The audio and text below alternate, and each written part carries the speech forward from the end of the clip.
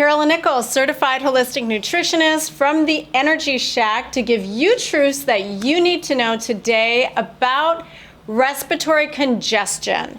So we've talked before about asthma and other respiratory issues, but say, especially in the day and age we're living in, that you find that you just seem to have this cold in the respiratory system.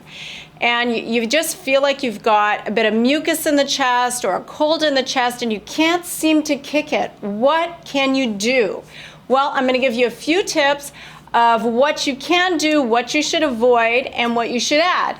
So first of all, just take a little inventory of what you're eating every day and make sure it does not include any wheat products.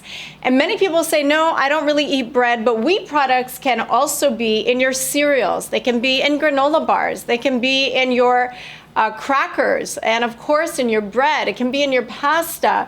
So make sure that you're avoiding wheat. Wheat creates a lot of inflammation. Dairy products are horrendous for inflammation, and especially in the respiratory area.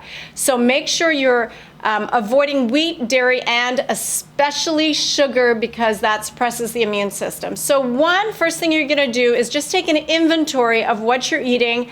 Avoid those things, number one. And especially that dairy product, it creates a lot of mucus. And so that could be yogurt, that could be milk, that can be condensed milk, evaporated milk, and especially cheese, ice cream.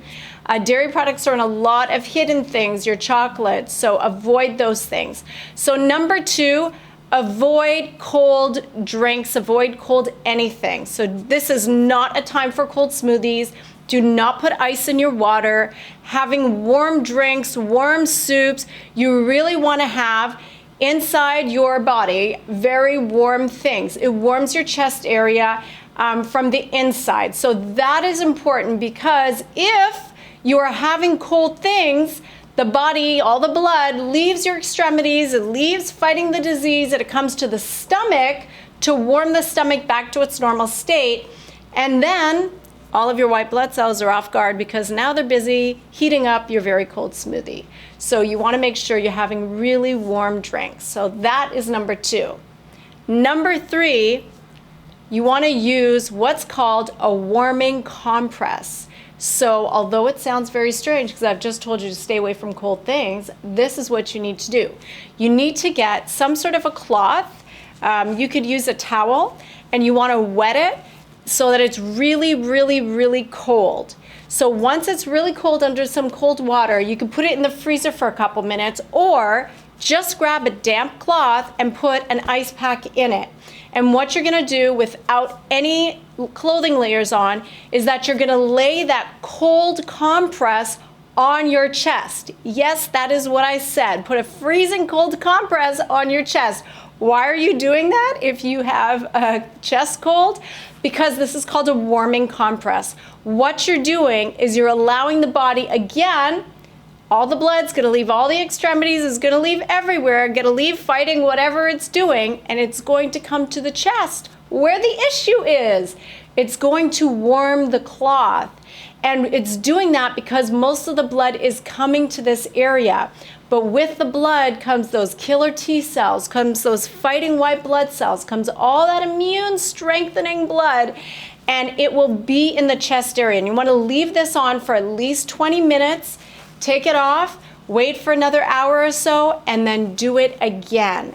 And you want to do that throughout the day, at least 5 or 6 times through the day. Leave it on for at least 20 minutes. And of course, you should notice that once it's been on the chest, your compress is getting warm. That means the blood is actually coming there. Another thing that I want to share with you is that the type of tea you can have. If you can mix, get some fenugreek tea and grate some fresh ginger in there, put that together and brew that and drink that. It is very healing. Fenugreek and ginger is extremely healing, and so is fennel for the respiratory system. Our herbologist makes an amazing blend here called a mucus busting tea. So it has those ingredients, the finest of those ingredients, in a wonderful tea already prepared for you. But if not, you can try that yourself. Fenugreek, fennel, ginger, Fantastic for the respiratory system. Now, if you're noticing that there's mucus and you're having trouble cutting that mucus or getting that mucus out, there is such a great remedy you can do. You take a teaspoon of it and honestly, the mucus almost comes right out. It's really, really simple. You just got to buy 2 ingredients. They're not super expensive. I want to share that with you in a minute, but let me just tell you that if you are fighting a cold, a respiratory issue, or any other disease, please don't hesitate to reach out to us. I would love to set up a consultation with you, do an assessment of your health, and customize a meal plan that helps target your health issues and reverse them. Just get in touch with us. Our phone number is there. Go on our website, fill out that intake form, or just call us. We can do a consultation with you anywhere in the world. We just need to be able to communicate with you in some form. And we have lots of methods to do that. So before I go, let me share with you this one quick remedy to get that mucus right out of your chest. Here it is.